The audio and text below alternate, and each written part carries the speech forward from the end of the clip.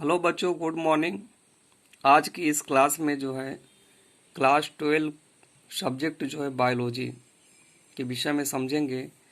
कल आप लोग को वीडियो के माध्यम से जो है इसमें हम बताए थे कि जो युग्म जनन होते हैं यानी कि नर और मादा के मिलने से जो युग्मनज बनते हैं उनके विषय में बताए थे कि हम समयुग्मक होते हैं, विषम युग्मक होते हैं और असमय युग्मकी होते हैं। यानी कि समयुग्मक किसे कहते हैं? तो नर युग्मक व मादा युग्मक दोनों आकार और परिणाम में जब समान होते हैं तो उन्हें क्या कहते हैं? समयुग्मक कहते हैं। और यहाँ पे चित्र के माध्यम से दर्शाया गया है, यहाँ पे नर युग्मक है, यहाँ पे मादा युग्मक है। नर युग्मक और मादा युग्मक में जो है कशाभिकाएं पाई जाती हैं और नर और मादा युग्मक जब आपस में मिलते हैं, मिलने के उपरांत जो है द्विगुण डिप्लॉयड हो जाते हैं और युग्मनज का जो है निर्माण करते हैं, जिसके द्वारा जो है नए संतान की प्राप्ति होती है। एग्जाम्पल के तौर पर क्लैमाइडोमोनास जो है यूलोथ्रिक्स है। इसमें क्या होता है कि दोनों आकार और परिणाम में समान होते हैं, यानी साइज दोनों का बराबर होता है और आकार भी जो है आकृति जो होती है वो भी क्या होती है? समान होता है, बाह्य आकृतियाँ। इसके बाद जो अगला नंबर है असम युग्मकी। इसमें भी जो है नर और मादा, चूंकि यहाँ पे जो है लैंगिक जनन के विषय में पढ़ रहे हैं, तो नर और मादा जो दो विभिन्न प्रकार के जो है नर एवं मादा आएंगे, जनक आएंगे, तो नर व मादा का बाह्य आकार तो समान होता है पर परिणाम यानी कि साइज जो है भिन्न होते हैं तथा दोनों कशाभिकीय होते हैं। यानी कि जो ये देख रहे हैं आप लोग, इसको कशाभिकीय बोलते हैं। तो यहाँ पे देख रहे हैं कि नर युग्मक है, यहाँ पे जो है मादा युग्मक है। तो नर युग्मक बड़ा है और मादा युग्मक का जो साइज है ये क्या है? छोटा है। और दोनों आपस में जब फर्टिलाइजेशन की क्रियाएं हो रही हैं और मिलने के उपरांत जो है एक युग्मनज का जो है निर्माण हो रहा है। बस इसमें ये देखना है कि नर जो मादा युग्मक है इसमें साइज में क्या है? ये छोटा है। इसमें भी एग्जाम्पल जो है क्लैमाइडोमोनास होगा। इसमें भी कशाभिकाएं जो है पाई जाती हैं। यानी कि आकार और परिणाम में जब समान नहीं होते हैं, यानी कि समान नहीं होते तो उसको क्या बोलते हैं? असमयुग्मकी बोलते हैं। इसके बाद से जो अगला नंबर है विषम युग्मकी। तो विषम युग्मकी का ये मतलब होता है कि नर व मादा दोनों विभिन्न प्रकार के होते हैं, दोनों अलग अलग होते हैं। उनकी साइजें क्या होती हैं? परिणाम भी अलग होता है और आकार भी क्या होता है? अलग होता है। इसमें मादा युग्मक से जो अंड कोशिकाएं होती हैं और यहाँ पे जो है यहाँ पे ये मादा युग्मक है और यहाँ पे जो ये नर युग्मक है। दोनों का साइज यानी कि आकार और परिणाम दोनों का जो है भिन्न है। ये नर युग्मक का आकार परिणाम भिन्न है और ये मादा युग्मक का जो आकार और परिणाम क्या होता है? भिन्न होता है। तो चूंकि मादा में जो है अंड कोशिकाएं पाई जाती हैं और नर में जो है शुक्राणु पाए जाते हैं। इसमें जो एग्जाम्पल आते हैं फ्यूकस यानी कि शैवाल। अब अगले टॉपिक में देखेंगे। आप लोगों को बताए थे कि निषेचन, इसमें जो है 3 प्रकार की अवस्थाएं पाई जाती है। निषेचन पूर्व अवस्था ये घटनाएं थी।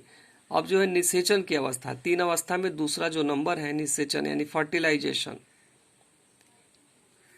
तो फर्टिलाइजेशन क्या होता है? तो नर व मादा युग्मक संलयित होकर, इसे युग्मक संलयन कहते हैं। जब आपस में मिलते हैं, मिलने के बाद से फर्टिलाइजेशन होता है, तब जो है नए संतान की उत्पत्ति होती है। इसके परिणाम स्वरूप द्विगुणित युग्मनज का निर्माण होते हैं और इस प्रक्रिया को हम क्या कहते हैं? निषेचन कहते हैं। आप लोग को बताए थे नर युग्मक और मादा युग्मक मिलने के बाद से जो है उनमें द्विगुणित जो है गुण जो है विकसित हो जाते हैं। निषेचन के उपरांत जो है इसको जो है हम क्या कहते हैं? निषेचन कहते हैं, यानी फर्टिलाइजेशन कहते हैं। इसमें अगले में जो है कुछ जीव ऐसे भी होते हैं, जैसे यहाँ पे मधुमक्खी, रोटी फर्श है। कुछ छिपकलियों में निषेचन के बिना ही मादा युग्मक से युग्मनज का निर्माण होता है, यानी कि इसमें जो है नर युग्मक की जरूरत नहीं पड़ती है। इसे क्या कहते हैं? अनिषेचक जनन कहते हैं।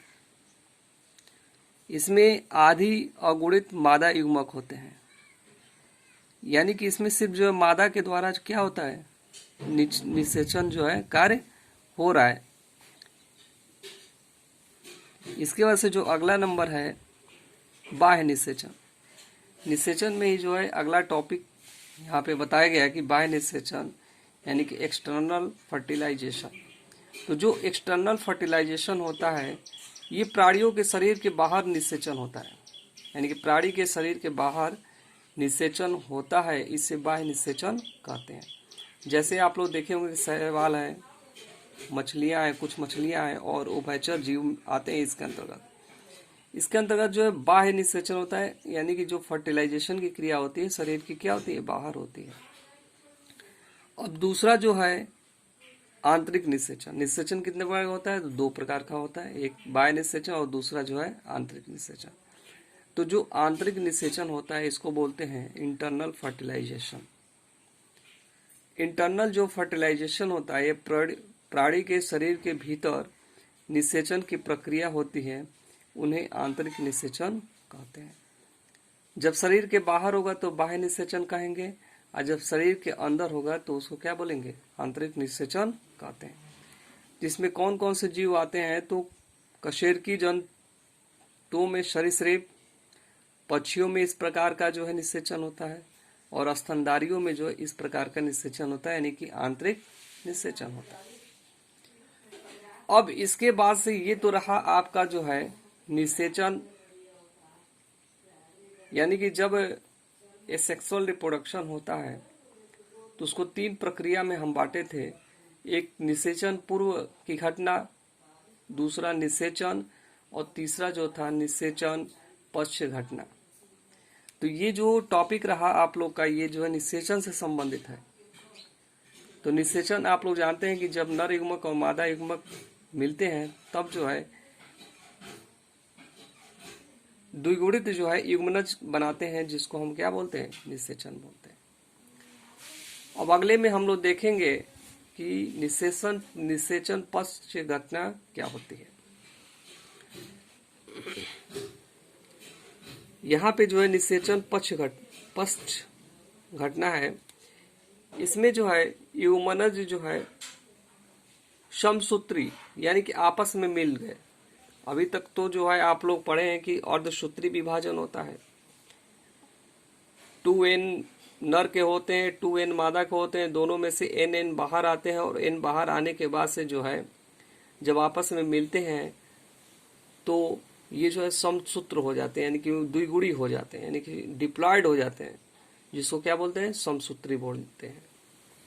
और समसूत्री होने के बाद से भ्रूणोद्भव हो जाता है, एम्ब्रियोजेनेसिस हो जाता है, यानी कि भ्रूण, एक नया भ्रूण का जो है निर्माण होता है। तो इसमें हम लोग देखेंगे कि भ्रूण उद्भव क्या होता है, एम्ब्रियोजेनेसिस क्या होता है। तो युग्मनज विकसित होकर भ्रूण का निर्माण करते हैं। ये जो मान लीजिए कि जो युग्मनज है इसमें समसूत्री विभाजनों का मिलते हैं, और मिलने के बाद से एक भ्रूण का क्या करते हैं? निर्माण करते हैं। इसे ही भ्रूण उद्भव कहते हैं। युग्मनज का विकास जो है जब शरीर के बाहर होता है तो अंड प्रजक कहते हैं। यानी कि आप लोग देखेंगे जो पक्षी होते हैं, पक्षी में तो भ्रूण बनता है, भ्रूण बनने के बाद से जो है उस पक्षी जो है अंडे जो है जन्म देती है एक भ्रूण के रूप में, और अंडे का जो विकास होता है वो शरीर के कहाँ पे होता है? बाहर होता है। तो इसलिए उसको क्या बोलेंगे? अंड प्रजक कहते हैं। और अगला जो है सजीव प्रजक, विविफर्स, ऐसे जंतु जो शिशुओं को जन्म देते हैं सजीव प्रजक कहते हैं। इन जीवों में आंतरिक निषेचन पाया जाता है।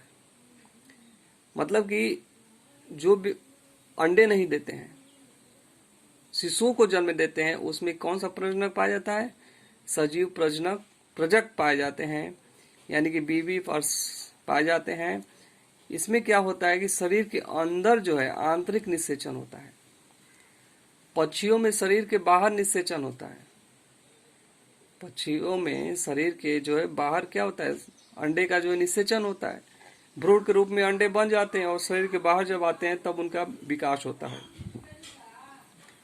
इस प्रकार से जो है ये चैप्टर जो है आप लोग का यहीं पर जो है समाप्त होता है। इसमें आप लोग को बताए हैं हम सेक्सुअल रिप्रोडक्शन के विषय में। तो सेक्सुअल रिप्रोडक्शन के विषय में तीनों चीजें आप लोग को बता दी गई। सेक्सुअल रिप्रोडक्शन किसे कहते हैं? इसमें 3 घटना बताएं आप लोग को। निषेचन पूर्व घटना, दूसरा जो है निषेचन, और तीसरा जो होता है निषेचन पश्च की घटना। तो आज के इस वीडियो में इतना ही। अगले दिन जो है अगला चैप्टर पढ़ा जाएगा। तब तक के लिए धन्यवाद।